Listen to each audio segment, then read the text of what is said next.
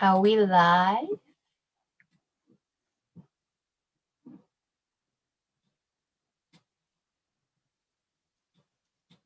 Awesome. Awesome. So, hello everybody. Welcome to our transformation highlight episode 2. Today I've got someone really, really special, and I've got to know her like 5 years ago. It's amazing that we met 5 years ago. We only crossed paths again 5 years later. So, Hazlin is going to be our special guest. So, she's a lecturer, a freelance filmmaker, and an acting coach, plus a Muay Thai enthusiast and a mother of two. So Hasmin is going to be sharing with us her journey and transformation journey throughout this pandemic. And she is such an inspiration. That's why I've invited this amazing special guest, Haslin. Welcome, welcome. Hi Mayli, hi everyone. So yes, we're on Facebook Live as well. And welcome Haslin's friends that are tuning in, and also welcome everybody that's tuning in on a Sunday evening. The reason why we selected this time is because hopefully everyone has tucked your children in bed and also preparing for next day. However, having this special inspirational session from Haslin and we hope that we could uplift everyone's spirit and also be inspired by her journey and her transformation journey. You can't imagine how Haslin looked like last time compared to now. Wow. So, Haslin, tell us a little bit more about your background as a mom. You are working full time as well. And uh, how do you juggle work, children, and also home? Okay, thanks Mayli. First of all, I just want to say thank you for giving me this opportunity to speak out to everyone. This is the first time I'm actually sharing my journey with, I suppose, the public. Um, it's been tough. Trying to juggle motherhood as well as my professional aspiration.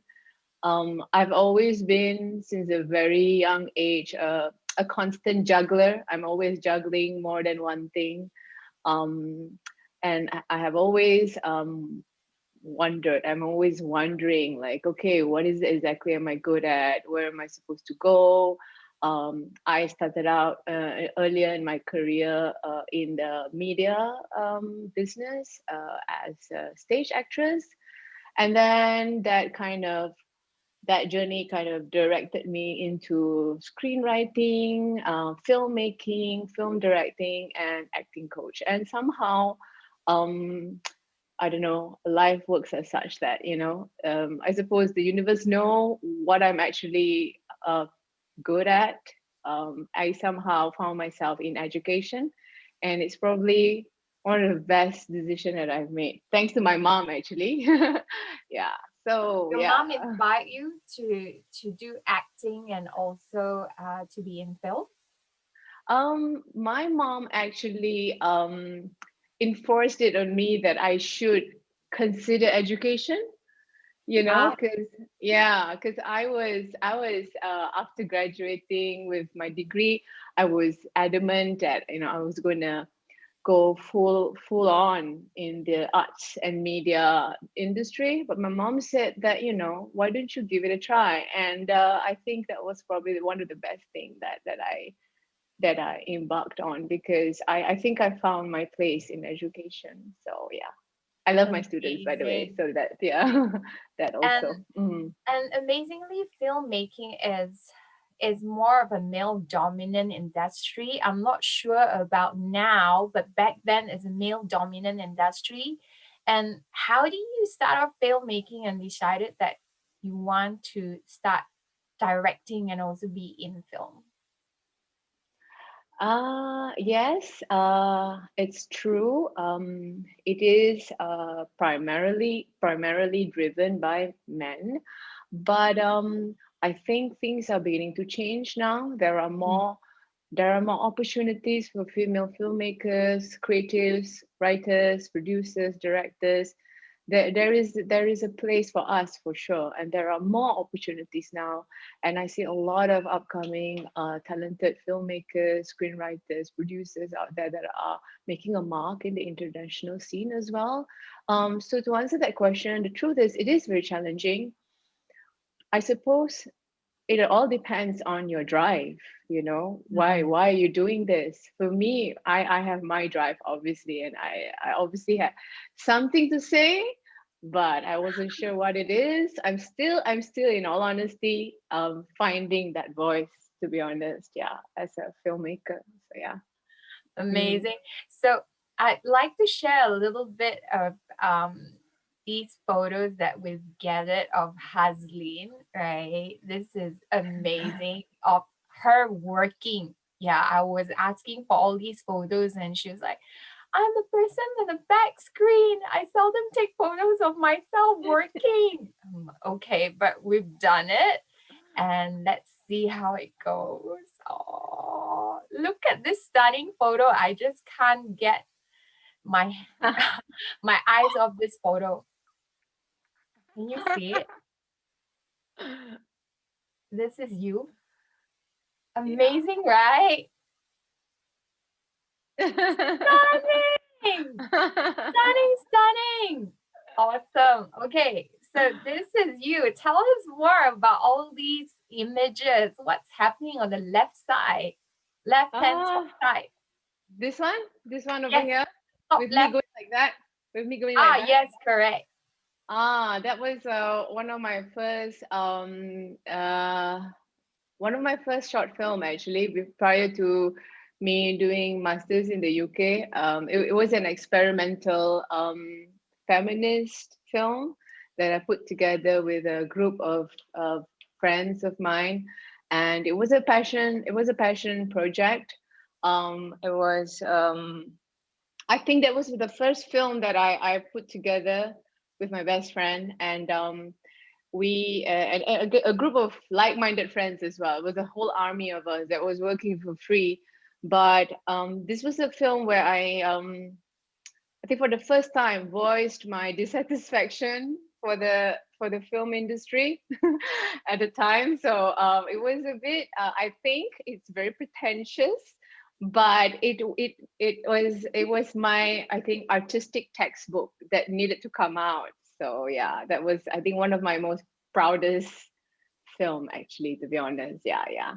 Yeah, and it was we Wow. filmed. Yeah, we filmed this in the middle of Bukit Bintang, Uh-huh. so yeah, it was and we drew a lot of attention, and that was intentional because that was part of this a scene in the film also. Which Yeah. year was this? Oh God, I think, oh shoot, I think we shot this in 2012.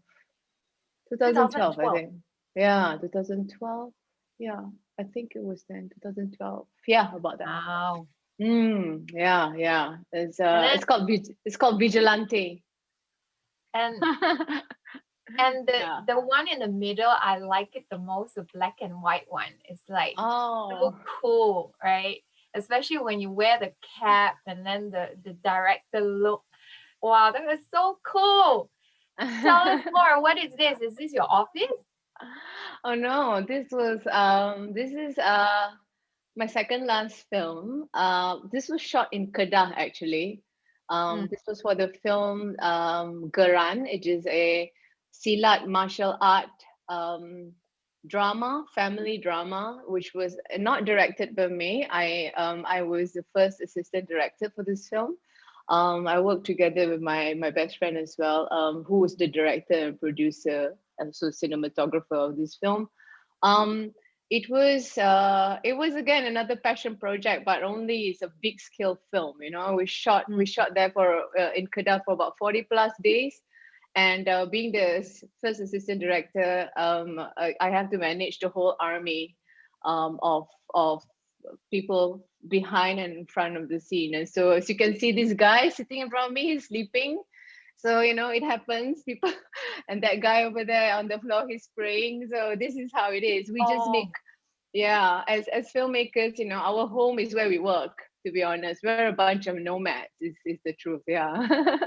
Yeah, it's like that's me trying to plan for the next day's shoot. This was, I think, past midnight, where everybody, I think we've wrapped already by then, but I'm still kind of like managing the schedule and planning out what's to happen the next day, which is kind of ironic because I'm not really a very good planner, but when it comes to like planning for shoot for scene, I'm it comes quite naturally. So I believe so yeah. once you're doing something of your passion and you have the drive to complete it and you have a goal in mind, you will definitely, some things will happen. Natural planning instinct will come in, yeah, towards a task that you want to complete or towards something that you want to accomplish. But you being a mom as well and also being in the film industry, how do you juggle between work, time with your kids, and also teaching, and also um your fitness schedule, ah, which we are going to share later? Yes, and your fitness schedule. hmm. How do you Well, squeeze time? ah I uh I do, to be honest, I do have the support of my family. I do also have the support of a personal helper, my helper. Without my helpers, I cannot do it, to be honest. And I realize that I speak from a very privileged space because not many women would have that luxury. So the only reason why I could do what I want to do is because I do have an army of helpers also, and that is the honest truth. And when it comes to finding time for fitness, I think it's been years of understanding the significance of fitness, because back then I used to neglect. There are times when I'm busy, I'm just like done, I'm not working out, because I just do not have the time for it. And then I start putting on weight. So my weight has always been fluctuating since very young. So but then I think recently, especially This since one, since we met, yes, that's me in this high one. school. This is me. Is it the right one? Right side? Is it you or the left side? No, correct. That's correct. That's me. The one that you pointed. That's me right there. Oh, That is in high school. That was me at so it's this one. 17. Yeah, that one's me. Oh, That's me at 17 years old. So yeah, I've always struggled with weight since young, since I was a kid actually. I only managed to lose weight, a good amount of the weight, after leaving high school, after leaving Sekolah Menengah. That's when I learned to lose weight, but in a very bad way. So that's when I actually discovered bulimia. So mm, it's not something that I'm proud of, but I was ignorant at the time. I didn't have the knowledge. I didn't have the, I think, support, or not to say that my parents weren't there to support me. My mom has always been there to support me, obviously. But then, there are certain things that I wasn't aware of how to to manage. And then I was left on my own to find my way in wanting to achieve what I wanted to achieve, which is to lose weight. And so at the time, bulimia seemed like a very easy way out. And yes, mm. it worked for a while, but then my weight has always fluctuated and I was miserable. And I never, for many, many years, I never addressed that issue. And today is the first time I'm actually coming out, to tell this. Tell us more about your body goal on the right side. Yes, that is my body goal. I want to look like that. Yes. So when we met, who is this? And then why is this your body goal? Yo, what is her name? I forgot.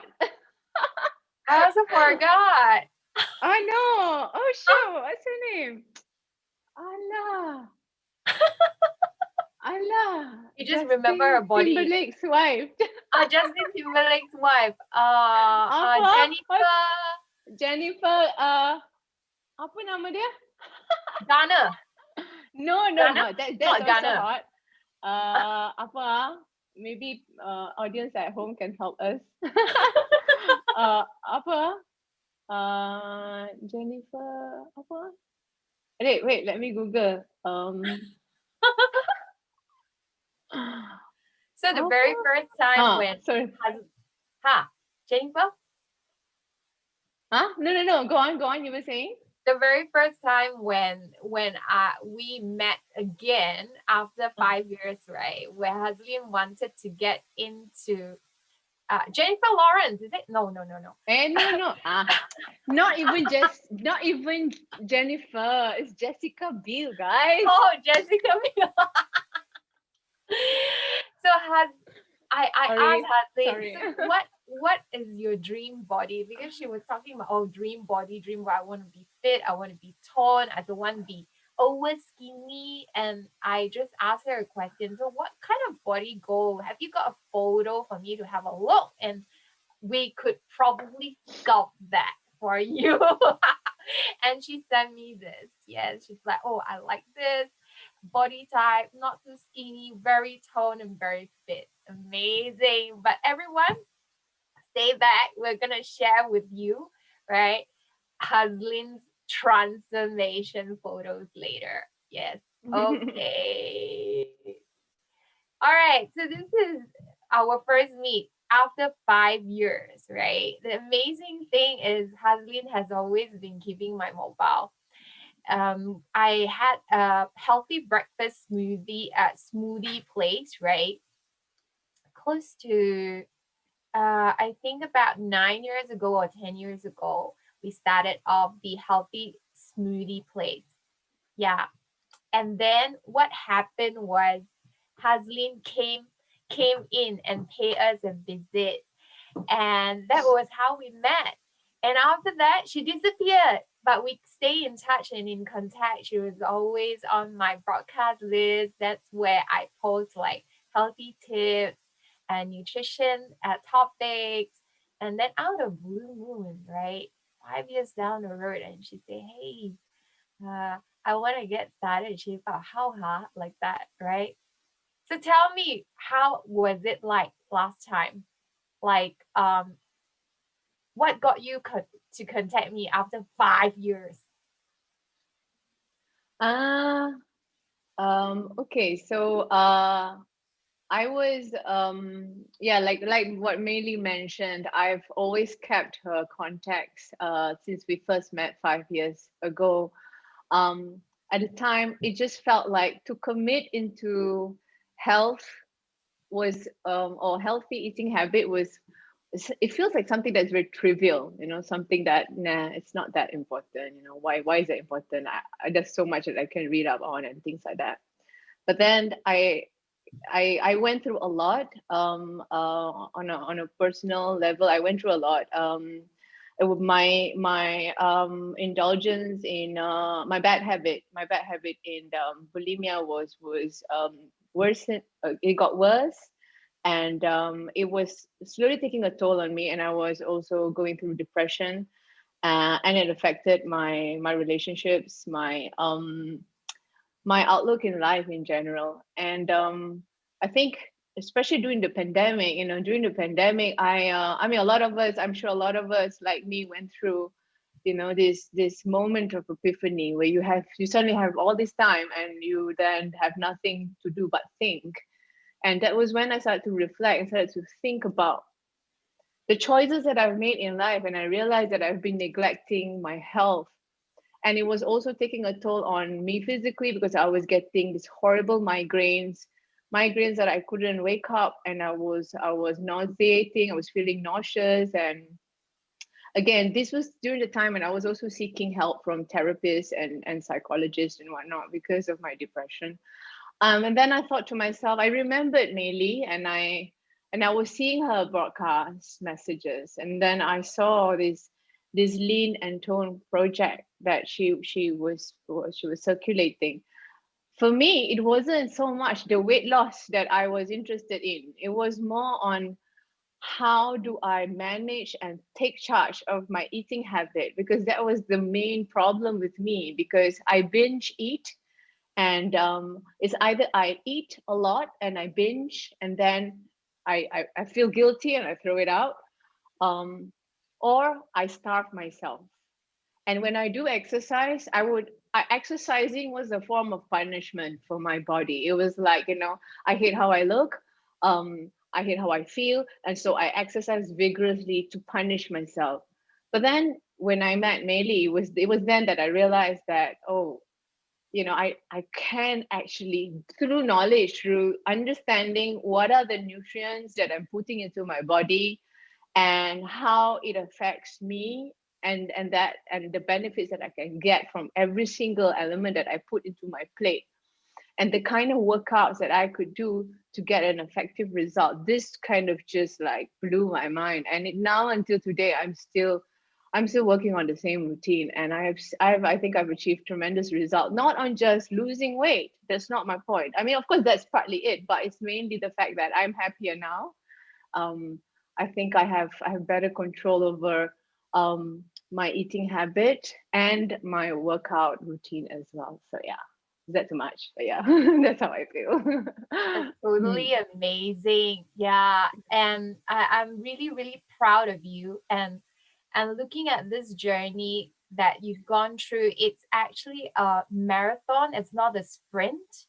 And many people misunderstand that I just want to lose this couple of kilos and I go through crash dieting, or I don't eat, or I have rabbit food or salad every day, or I just breathe thin air and I'll lose weight, but still it will rebound and we feel really unhappy. And it's interesting because I've actually met a few people, they make themselves work out because they feel that they have to stay in shape. So workout is like a routine rather than an enjoyment. And I'm really, really happy when you say that, wow, I am starting to enjoy the process, right? Eating right, and at the same time working out is part of the enjoyment for me to stay in shape rather than my absolute routine that I need to force myself into getting in shape. Yeah. So that's really amazing. Yeah. Let's see what's next. So these are all the change of meals and habits. The thing is, I haven't got an example of you, right? Of the meals that are not so ideal. I've got great meals over here that is super, super awesome. And these are amazing meals. And tell us more about how you've actually, what were you eating before? And then how do you transition to be like this? And after that, now you are taking more plant-based diet, right? Yes, yes. So during the pandemic, I mean, I think a lot of us also was like binge eating because there's nothing to do at home, right? So I did put on a lot of weight from just eating. And I was I thought I was making the right choices by eating less carbs, for example, or and eating less uh, fat fatty food, for example. But then through my association with Mayli and how she guided me through the meals that I've decided on, I start to realize that there are good carbs, and yes, there are bad carbs, and then there are there are times when you eat carbs and there are times when you don't eat carbs, and then so I think for me it was also a gradual process into plant-based, because I was also going through another phase of realization about the cruelty in the um, animal industry, as well as in the dairy industry. And I think that was kind of like the first awakening for me. And just through out of compassion, I my my liking towards animal based food was starting to deteriorate. And so whilst I was going through this the change of eating habits, I started to learn more. What are the plant-based option meals that I could consider? Of course, it didn't happen overnight. I'm not full vegan at the time. I started out as a pescatarian. As you can see, I was still having salmon, and at the time I was still having like that's the tofu soup, I think.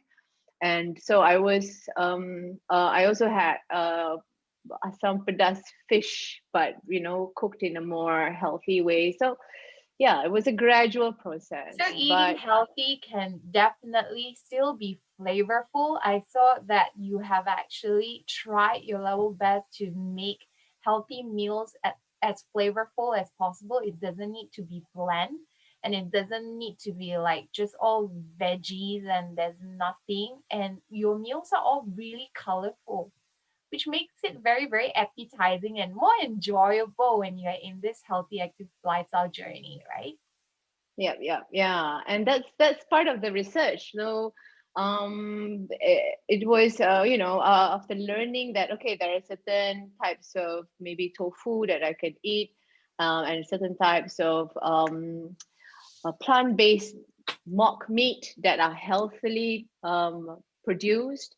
Mm, And I think my for now as a vegan, my favorite is tempeh lah. I really love tempeh, and simple things like knowing how bad salt is in your body is something that mm. I didn't know. So these are kind of like, and then realizing that for a food to be good, it doesn't need to be salty. You know what I'm saying? So Correct. less salt, less sugar, and yeah, All natural food have got its natural flavors.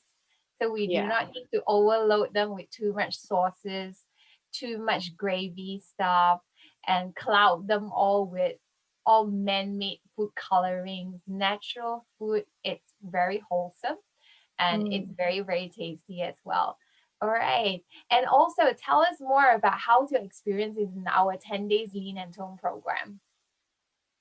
It was good because like I suddenly find that there are other women like me also, that are not so much struggling with weight, but struggling with knowing what are the right choices, because we spend as mothers, we spend half of our life serving others. We wake up in the morning, we have to think about, from A to Z, about our husbands, our children, our mothers or our brothers, or people around us, where we're always considering others first and we always put ourselves second. And that's the community that I was introduced in, and I see a lot of women that are learning to discover self-love and self-care. So that's nice to realize that hey, I'm not so alone after all, and that this whatever it is that I'm going through, or I had gone through, is a part and parcel of being a woman. That's what makes us strong, I suppose. So yeah, it's been Yes, great. we call it octopus mom. Octopus, you've Yeah, got like so many hands, right? Yeah. yeah, And also, yeah. um, next is tell us more about this. Wow, this is Gaia, né? Gaia, Gaia. Yeah. So like I love Muay Thai. It's like I have not been on a spa before. I've never sparred with anyone, but I actually learned Muay Thai in my early 20s. And then when life happened, blah blah blah, work, motherhood, and then I'm just like, yeah, I totally abandoned Muay Thai. Then when I came back from overseas, because I was living overseas for a while, and I came back, and then I was like, yeah, I got to get back into Muay Thai. And then you haven't done Muay Thai for a while, of course you remember the moves and whatnot, but then you are not as and you're not young anymore, so like your kicks are slower, your punch are slower, so then I suppose by the time I met you, I was like, by the time I met Mayli, I was just like, oh, this is a good opportunity for me to get leaner. so that I could kick and punch, better. And I hope to spar at least before I turn 40. I hope so, but now the pandemic, right? So like my Muay Thai, my because of the MCO, right? So my Muay Thai workout has been put on hold for a while, I do work out, I do my own kicking and punching at home, but it's nothing like being under the PT's workout And session now, punching the PT, it feels good, right? It's like, yeah, Yeah. punch the PT. Yeah. Yeah, it's And good. Yeah. and then also, right? Let's see what have we got next. Um, so how do you feel when you transform? Right? This is your total transformation. How do you feel? this was this picture with me in this green top was taken after I gave birth to my second child, my daughter. This was in 2014. Hmm. So yeah, I was still kind of like trying to lose my pregnancy fat lah. But the thing is, every time I get pregnant, I will put on a lot of weight. Like for example, when I was pregnant with my first, I was about 85 kg. My son, I was 85 kg. And when I was pregnant with my daughter, I was like, woof, I was 88 kg, close to 90. I was really, really, yeah, chops. But I was always aware of how bad sugar is. So I managed to cut off the weight quite fast. But again, like I mentioned, it was fluctuating. I was never so lean also lah, because I never understood the differences between cardio and weight training and the kind of effects it has. So how I didn't know that building mass would actually help you to burn more fats. These are something that I've only come to learn recently. So yeah, You know, Haslin, you mentioned when you were young, you were always chubby, yeah. and you always felt really uh you do not have the self confidence, and also you're always like feeling like you are always big, right? Mm. And you would never have imagined that you would be able to get into this size and this shape. How is the moment when you saw that photo of yourself, right? Comparing when you were 17 years old, like how do you feel? Are you able to describe the kind of feeling? Mm. It hasn't been a smooth journey, obviously, but I Mm, think I needed to go through all that.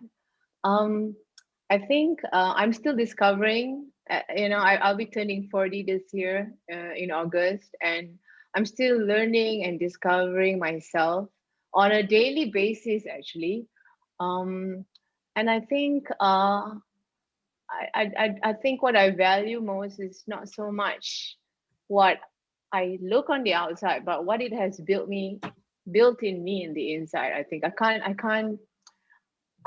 can't put words to it, mm. but I think it's more like I've come to a point where I'm quite, you know, like that lah. I think that's what I'm most proud of, the fact How that did it I. change you? How did it change you as a person, spiritually, mentally, and also physically? Like, especially when you say it's a lot about inside, spiritually and mentally. How did it change you as a person? I think I learned to be more compassionate with myself. That's the most important thing, because Mm, I used to kind of put my goals on a certain unrealistic level, thinking that's where, if I want to achieve something, that's where I need to go, that's where I need to be. But then I realized that, and then I hurt myself in the process. I always hurt myself in the process, and I hurt people around me as well. And I think for me, it's that the fact that now I am more compassionate with myself for whatever mistakes that I've made. Like there are days when I'm not my best version. There are days that I maybe say the wrong things to people, to maybe my children, to my students. Sometimes, I make mistakes. um but then I've learned to forgive myself. That's, I think, the most difficult thing to do, to like learn to kind of give yourself a pat on the back, like it's okay, it's fine, you're I okay, think you're okay. many women out there would relate to what you just mentioned, right? We want to be the best versions of ourselves, and then also peer pressure, societal pressures, and also um, what people around us feel that the duties of a mom, the duties of of a woman is as such, right? We are actually positioned by the society that we need to do these things, right? Being women. And you're right, forgiving ourselves and then also be compassionate ourselves and doing the best that we can and just being happy is the most important thing. And like I'd like to also know, how did you find the courage to let go and also start practicing self-love? When was the time that you felt that, oh, all these have to stop? You really have to take a step back to repair yourself and also put attention to yourself more. Mm, I think I think my children are my biggest my anchor, my children. So yeah, I think I found my strength through them. So Mm, because I realized that if I'm going to continue hurting myself, I will never be a good mom to them, you know? So if I don't change now, then I'm never gonna be good for them. And they will never see the best version of me. And they would think that this is what adulthood means, this is what being a mom means. I don't want to be a mom kind of thing. But the thing is,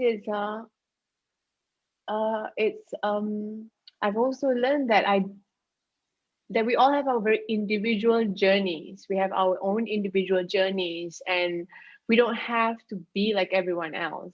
I think for a good number of years, in my journey towards womanhood and motherhood, I was always trying to find a template or like uh, a person to be like, oh, I want to be like her. Oh, to be good, I have to be like her. Oh, that's the kind of mother I want to be. Then mm, I lose mm. myself. I lose myself along the process. Then now it's like, okay, never mind. I'm just gonna be me, and I'm not perfect. I make all these silly mistakes. I'm just a little girl trapped in like a woman's body, and that's what I think my children love about me. So yeah, it's okay. So You know, I your suppose, children will appreciate and love you for who you are, and yeah, they can feel the love from you, and most of the time you're the best version to them. yeah, Yeah, and and the funny bubbly one as well. yeah, yeah, So your greatest motivation and drive and your anchor is your children. I believe this is for every parent as well, right? When we start to have children, and that is at least that keeps us going, and then that keeps us living as well. And there's this little one that is always looking out for you, and that is the inspiration for you to be a better version of yourself, right? yeah, Yeah. yeah. So um thing is that, let's see what have we got. We've got so much stories about you, and this is another amazing data, a little bit blur because I sort of blow it up, but I'd like everyone to see, right? This is a marathon and not a sprint, just like I was sharing, right? So Hazlin is really kind. I was asking her whether I could share this data. Oh, this is quite personal. However, look at this. It's a marathon, not a sprint. She started in December, right? 2019. Let's look at let's not look at weight, because weight doesn't mean anything, because it's a combination of muscle mass, water, and also body fat. But look at the amount of body fat that's gone down. I told her, right, 23.6 is like generally a fit woman in their 20s. And just now you were saying, how young are you? Oh, okay. Do I How announce young are that you? here? I am 39 turning 40 this year. I'm 40 this 39, year. 30, 40. 40, and this data, right? This data is like young girls data, okay? Generally, just for moms to know, most of the time because of breastfeeding, because post pregnancy, generally moms would range above 30s. Yeah, body fat percentage would be 30 to 40. Yeah, unless you like exercise like crazy and eat clean like crazy, but generally women will hit that number. So it is a lot healthier if we work towards like below 27. Now 23.6. Hey, hey, this is like early 20s body there. Yeah, and muscle Sorry. mass is not easy to gain, yay? Yeah, so I believe you've lost a lot of inches. So your dress size was what before this, and then now what is it? What's your dress size now? So I used to range between an L to an M, but now I'm an S. Ah, a smaller S. I'm An an S, S. S size. You're wearing an S Yeah. size. Yay! And yes, tell us more now. Your anchors. Tell us That's about them.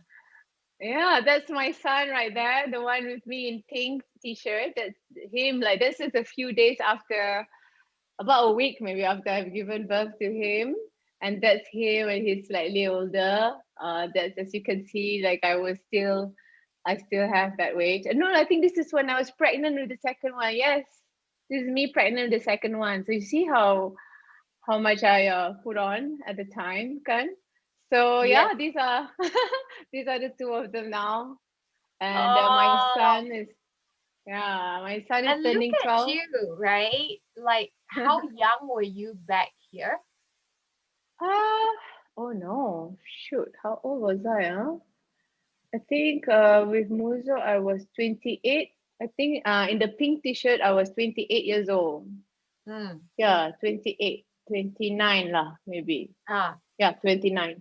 this one? Then this one is about 29, 30, 31, 32, 33. This is me at 33. And then this 32, one? 33 like that lah. Oh, this was last year. Ayo! This was So hot.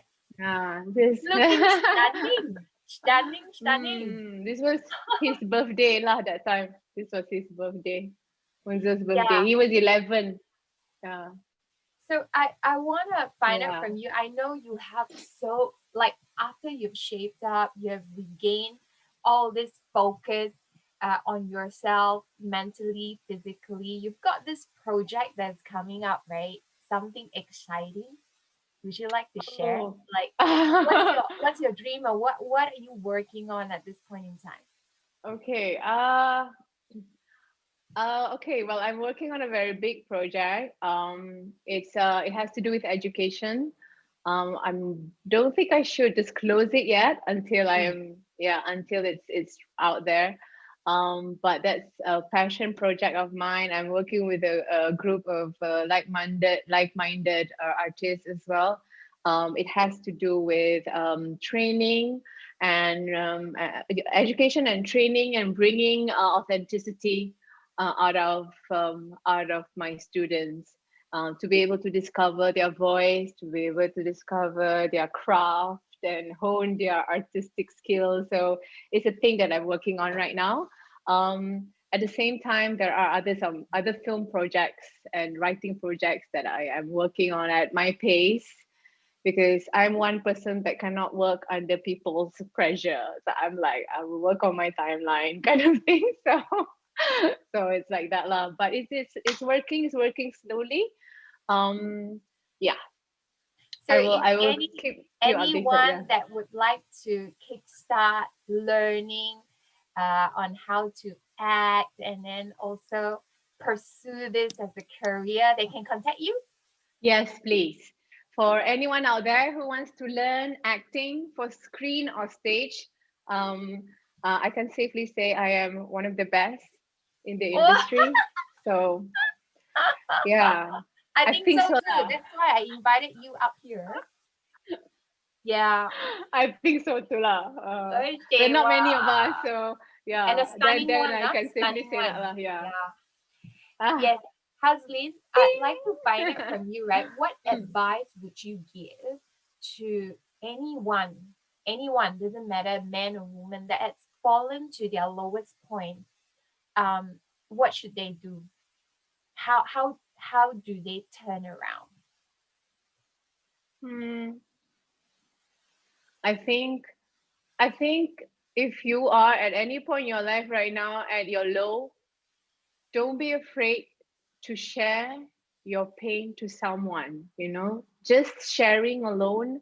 Sometimes it doesn't have to be someone you know or someone that you can call your best friend. Sometimes it's that total stranger that you meet, in the Grab, for example, the Grab driver, sometimes just talking about how you feel or what you're going through is already the first step to healing, because you are acknowledging that you're going through something that needs to be addressed. And once you've acknowledged your pain or whatever that is you're struggling with, the next thing is to actually seek help, because it's not easy to reach out for help. I understand that, but to just talk about it sometimes would help also. Yeah. Hmm. Amazing. Thank you so much for taking the courage to share with us and also sharing with us your journey throughout this process of how you actually try and also attempt to recover, and also how you empower yourself. Self empowerment is very important, even though we can seek empowerment from others, but at the end of the day is a personal decision whether we're ready to really heal ourselves and put our foot down and finding a reason and a purpose to change, right? So, one more thing, what would you like to say, right? What is your finishing line? And this was written by Hazlin herself. I didn't proofread. Let's share with everybody. What is your ending speech that you want to close this and so that everybody can take home and be reminded. So I think a lot of times society teach us to live our life towards a certain goal, and then sometimes we feel like that certain goal is that finishing line, and that's done now, done. Hmm. But the thing is, there's no such thing when it comes to self-care. There's no finishing line. It is an ongoing thing.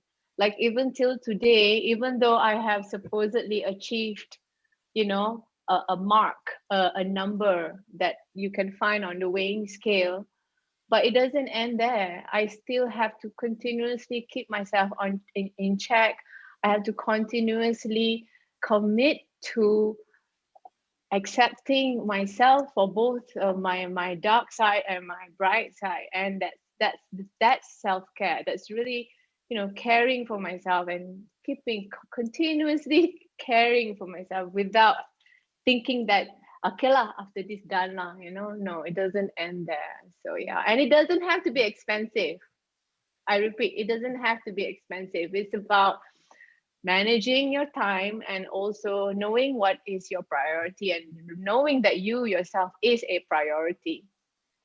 Does that help? So Yes, yeah. yes, that's a great tip for everybody. Most of the time, especially women, we always put ourselves last on the checklist, or we are never on the checklist.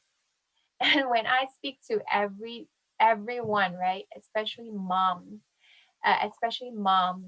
they will always not, yeah, yeah, yeah. I've never been on the schedule, because my schedule is my children, my work, my husband, my in-laws, my parents. and there is no space, right, for ourselves. And the most important thing is be reminded that we have to be in the schedule so that things around us work. And once we empower ourselves and also practice self love, things around us will get better. And also we get happier, and we ignite, and also we send all this positive energy around the people, to people around us, and also our family, especially our children as well.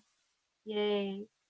Thank you Yeah, I so agree. much for being here, right? And also sharing your journey, your transformation journey, and also really opening up your heart to share the deepest, darkest secret as well. And thank you. We really appreciate you being here, Haslin. Thank you Thank you.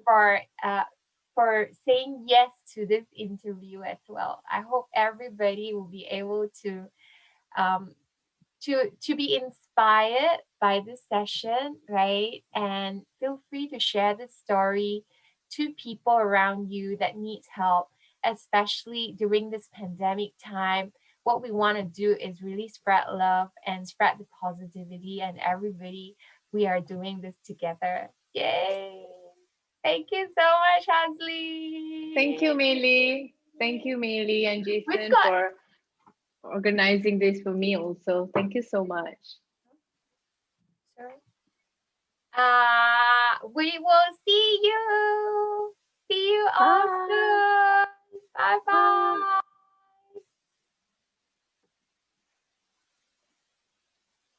Is that over? Yes. Wait, wait, wait. Okay. Yep.